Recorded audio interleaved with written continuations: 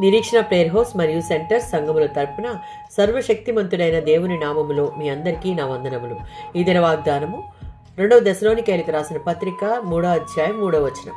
ఆయన మిమ్మును స్థిరపరిచి దుష్టత్వము నుండి కాపాడును. విశ్వాసులు పట్టుదలతో ప్రార్థిస్తే సాతాను దుష్టత్వము నుండి దేవుడు వారిని తప్పక కాపాడుతాడు. దేవుడు వారి మీదికి వచ్చే ఎలాంటి శోధననైనా ఎదుర్కొనేలా బలపరిచి బలమైన దయ్యపు శక్తుల నుండి వారిని కాచి కాపాడుతాడు. 1 కొరింథీయులకు రాసిన పత్రిక 10వ అధ్యాయం 13వ వచనం.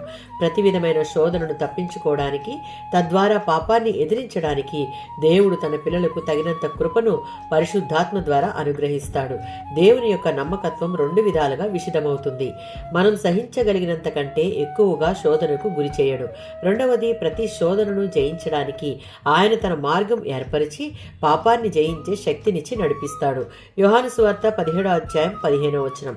యేసుక్రీస్తు మనందరి కోసం దేవునికి, నేను లోకము నుండి నా ప్రజలందరినీ తీసుకుపోమ్మని నేను అడగడం లేదు, కానీ వారిని స్థిరపరిచి దుష్టుని నుండి ఈ లోకము నుండి కాపాడి ప్రత్యేకించమని తండ్రి అయిన దేవునికి విజ్ఞాపన చేస్తున్నాడు. 1 కొరింథీయులకు రాసిన పత్రిక 1వ అధ్యాయం 9వ వచనం. విశ్వాసులకు దేవుడు చేసిన వాగ్దానాలను అన్నింటినీ ఆయన నెరవేరుస్తాడు. అంతము వరకు వారిని కాపాడుతాడు. ఎటువంటి శోధనలైనా జయించే శక్తినిచ్చి ఆయన రెక్కల నీడను ఆయన కాపాడడానికి సిద్ధంగా ఉన్నాడు.